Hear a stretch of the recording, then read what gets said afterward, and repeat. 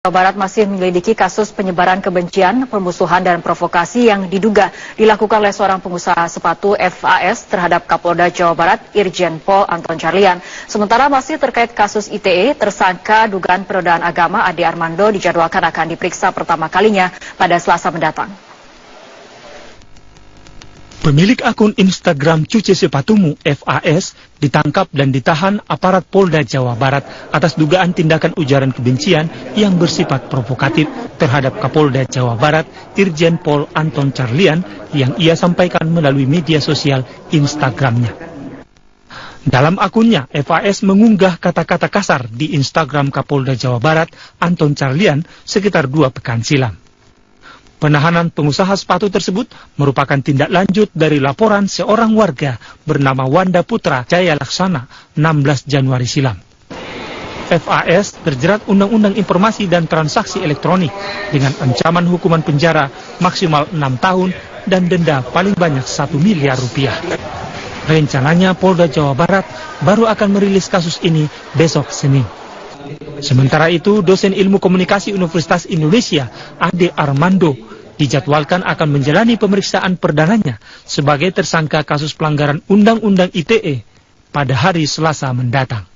Ade Armando akan diminta keterangan terkait kalimat bernuansa melecehkan agama yang ia unggah di media sosial pada bulan Mei 2015 silam. Kabid Humas Polda Metro Jaya, Kombes Pol Argo Yuwono mengatakan pemeriksaan dilakukan setelah penyidik mendalami keterangan dari sejumlah saksi dan ahli bahasa. Untuk yang bersangkutan atau terlapor ini statusnya kita naikkan jadi tersangka.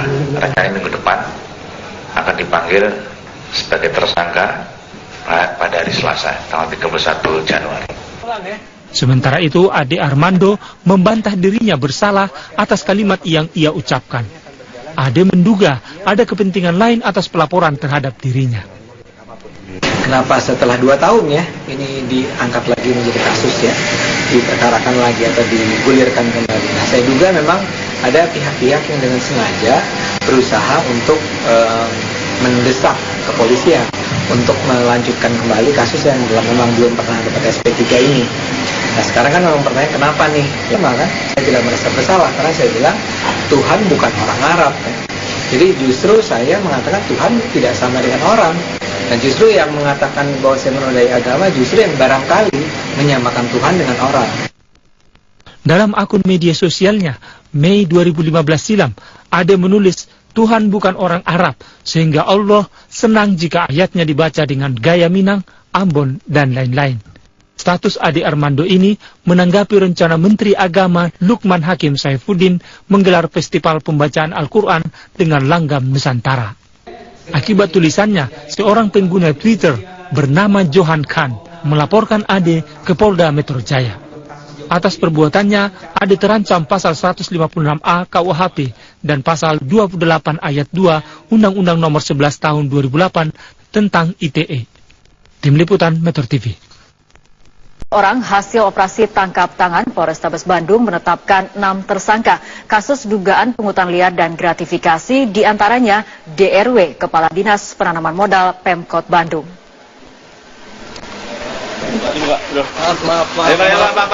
Polrestabes Bandung memeriksa 11 orang yang ditangkap dalam penangkapan di lingkungan Dinas Penanaman Modal dan Pelayanan Terpadu Satu Pintu Pemkot Bandung.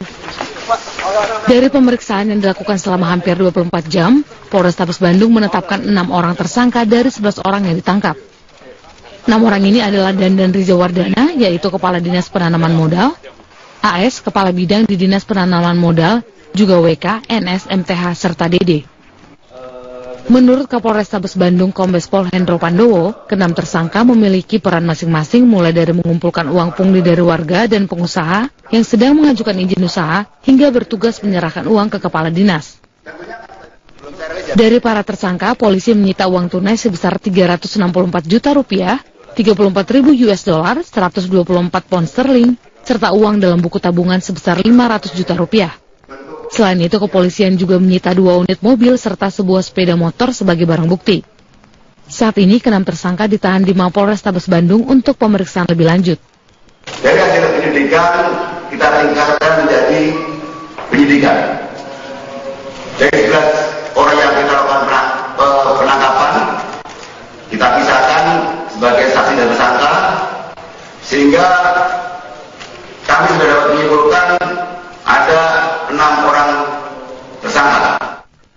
Sementara itu, Wali Kota Bandung Ridwan Kamil angkat bicara terkait OTT tim Saber Pungli yang menangkap seorang kepala dinas di bawah kepemimpinannya.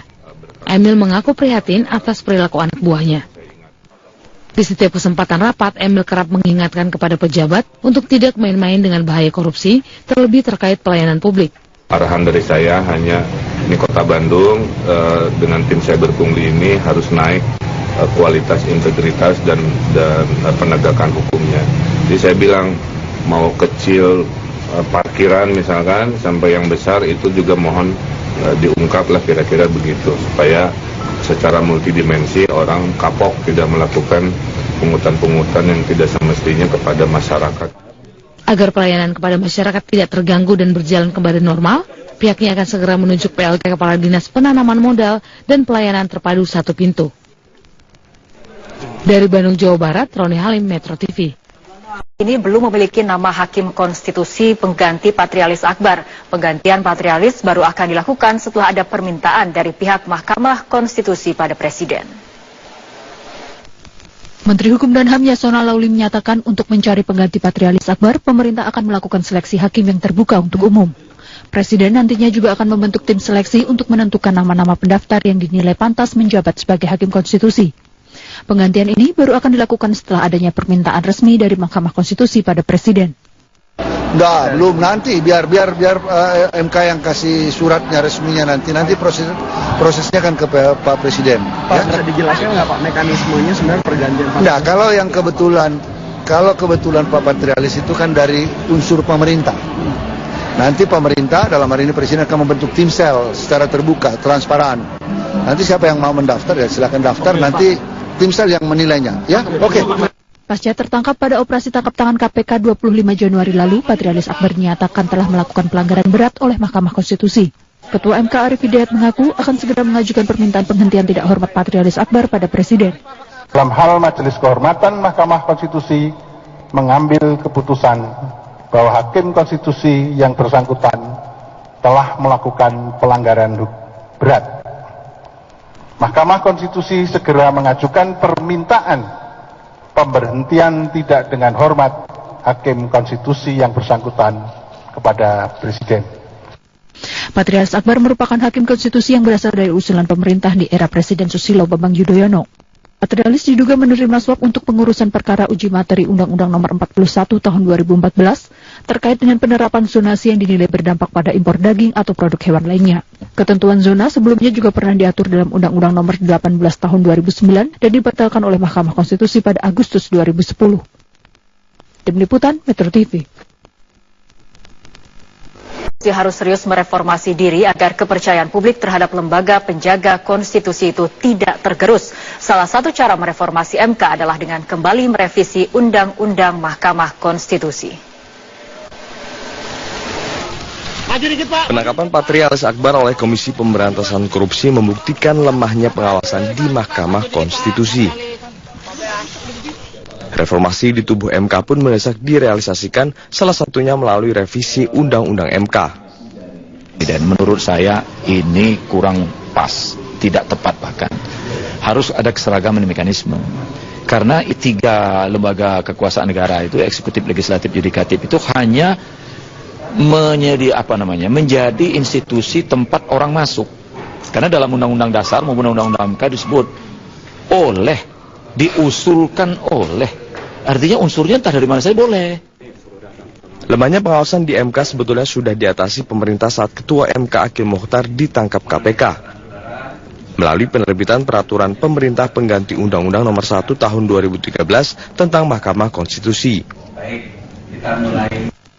Lewat Perpu itu, antara lain dinyatakan politisi harus melalui jeda 7 tahun untuk menjadi hakim konstitusi, adanya mekanisme seleksi hakim Mahkamah Konstitusi melalui panel ahli, dan membangun sistem pengawasan hakim melalui Majelis Kehormatan Hakim Konstitusi.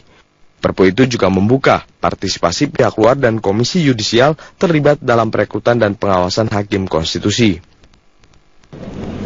Perpu lalu disetujui DPR untuk menjadi undang-undang, yaitu Undang-Undang Nomor 4 Tahun 2014. Namun MK sendirilah yang membatalkan undang-undang itu.